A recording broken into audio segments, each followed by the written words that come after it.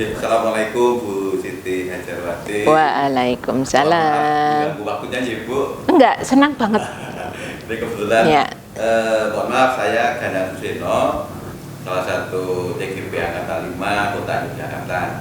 Nah, di sini dalam rangka tugas demonstrasi kontekstual, saya ingin mewawancarai Ibu tentang pengambilan keputusan yang berbasis nilai-nilai kebajikan sebagai pimpinan. Ya. Nah, Semoga saya bisa ya Pak ya. Nah, dalam pemaparannya Ibu akan ada nilai-nilai kebajikan yang mendasar yang saling bertentangan, seperti nanti ada cinta dan kasih sayang, kebenaran, keadilan, yang mana di situ nanti ada 4 situasi dilema. Yang pertama, individu dengan masyarakat, rasa keadilan lawan rasa kasihan, kebenaran lawan kesetiaan, dan jangka pendek lawan jangka panjang. Nah, selama ini Ibu, bagaimana Ibu dapat mengidentifikasi kasus-kasus yang merupakan dilema atau rujukan moral di SMA Negeri 6 ini, Bu? Ya.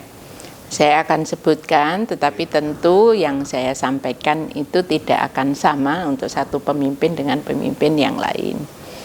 Saya ambil contoh aja ya Pak Ganang ya. Saya ambil contoh misalnya ketika penerimaan peserta didik baru PPDB.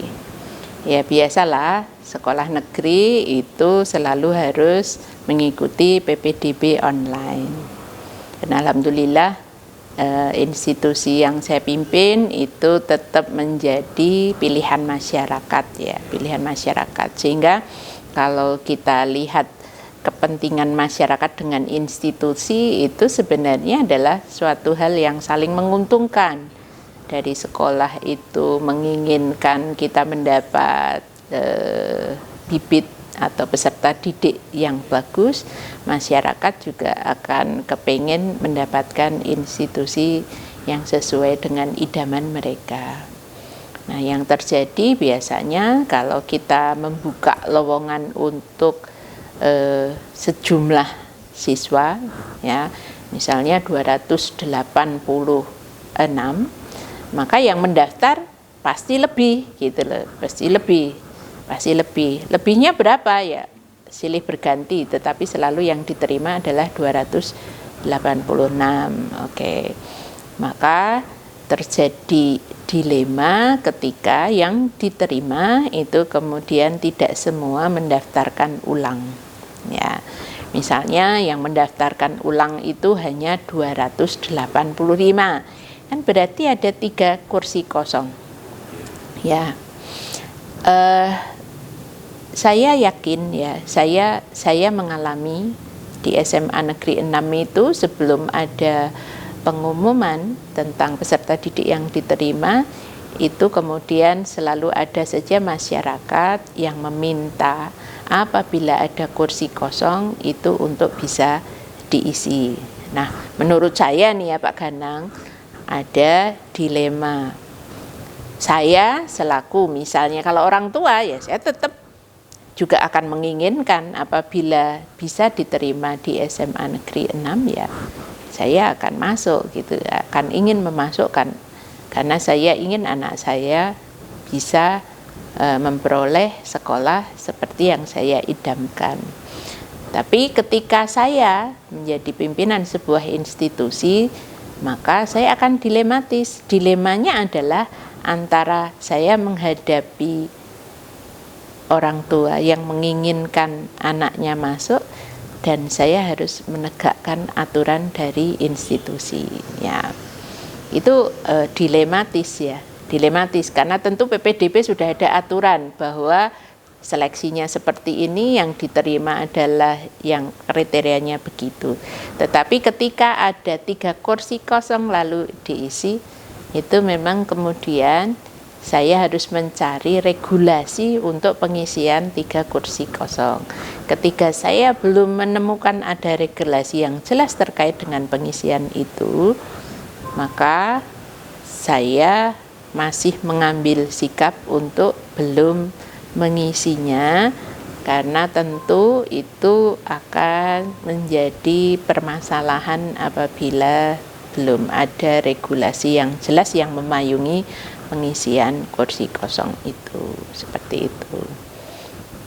Jadi kalau kita ambil kesimpulan tadi dari yang Ibu sampaikan tadi, ada prinsip-prinsip yang berbasis dalam mengambil keputusan, yaitu berpikir berbasis peraturan.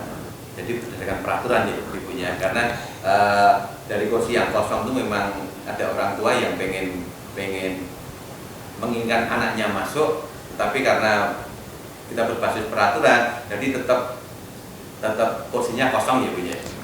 Saya tetap kasihan dengan orang tua yang ingin mengisi isi kosong itu, tapi saya juga harus membayangkan orang tua yang lain yang melihat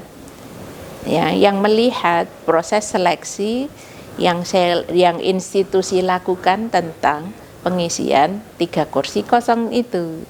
Ketika regulasinya sudah mengatur, saya welcome untuk kemudian mengisi 3 kursi itu. Ya. Karena tentu ketika 3 kursi itu diisi, saya harus menggunakan prinsip keadilan dan regulasinya juga harus mendukung seperti itu. Karena ketika saya mengambil kebijakan dengan hal yang salah, maka akan saya harus bertanggung jawab begitu. Ibu, kemudian ini Bu, mungkin selama ini ada tantangan dalam pengambilan keputusan pada kasus-kasus yang tadi sudah Ibu sampaikan. Jelas banyak tantangannya. Tantangannya adalah bahwa tentu banyak orang berharap terkait dengan pengisian kursi kosong itu. Ya, ada beberapa penyelesaian masalah yang berbeda di dalam pengisian isi itu. Tetapi karena saya punya prinsip yang kemudian saya pegang teguh, maka itulah yang saya lakukan. Nah, yang jelas saya selalu menggunakan cara musyawarah dengan seluruh komponen yang ada di sekolah ini untuk mengambil kebijakan itu. Nah, mungkin suatu saat kalau sudah ada regulasi yang jelas, maka boleh jadi itu bisa terisi. Terisinya adalah kalau sudah ada aturan yang memang bisa mengakomodir hal tersebut, sehingga saya bisa menerangkan kepada semua orang tua atau orang tua yang mungkin mengamati proses itu bahwa itu sudah dilakukan dengan prosedur dan tata cara yang betul. Jadi terima kasih, itu tadi sudah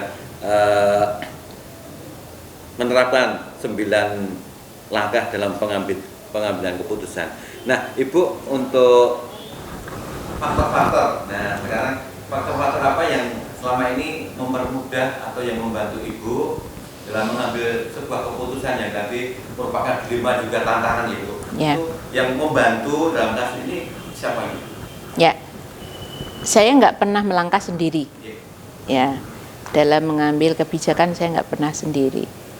Di dalam menyelesaikan masalah saya harus mengambil satu mitra. Ya, mitra itu bisa di dalam manajemen sekolah, tapi juga mitra itu adalah bisa juga sebagai institusi yang memang ahli di bidang itu gitu, pihak ketiga yang ahli di bidang itu yang saya lakukan untuk mengambil kebijakan. Jadi itu yang saya gunakan. Jadi saya tidak, dengan cara seperti itu saya tidak pernah menghadapi sendiri, tetapi itu tadi manajemen saya libatkan, kadang pihak ketiga juga saya libatkan sebagai rekomendasi dari luar untuk pengambilan keputusan. Untuk yang terakhir Ibu, dari semua yang sudah disampaikan, pembelajaran apa yang dapat dipetik dari pengalaman dalam merefleksikan keputusan dilema etika tadi? Ya. Menjadi seorang pemimpin itu yang paling berat adalah memutuskan atau mengambil kebijakan. Yang paling susah itu mengatakan atau mengambil keputusan ya dan tidak, berhenti atau lanjut. Itu saya banyak belajar dari situ.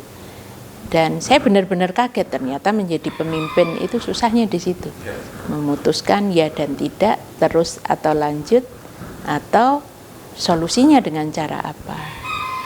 Nah, seorang pemimpin itu harus memutuskan ya tidak, terus atau lanjut itu dalam waktu yang kadang cepat. Ya, itu. Maka pengalaman yang saya peroleh selama ini ketika kita harus mengambil keputusan, padahal dilema itu selalu terjadi di mana-mana, ya, antara kepentingan pribadi dengan sosial, antara kedekatan dengan rasa belas kasihan, antara apalagi itu kepentingan apapun, maka yang patut untuk kita jadikan rekomendasi adalah bisa regulasi, bisa rekomendasi dari orang-orang yang kita kagumi, ya, yang sudah ada contohnya. Kalau ada masalah A, penyelesaiannya adalah dengan cara X, maka itu akan selesai, atau bahkan dengan literasi-literasi di media sosial yang bisa kita ambil. Terima kasih Ibu, semoga menjadi inspirasi bagi kami calon guru penggerak nanti untuk menerapkan dalam pengambilan keputusan yang berbasis nilai-nilai kebijakan pemimpin. Pengalaman saya masih sedikit, mudah-mudahan apa yang saya berikan itu bisa bermakna untuk persiapan CGP. Matur nuwun. Terima kasih Bu. Ya, nggih.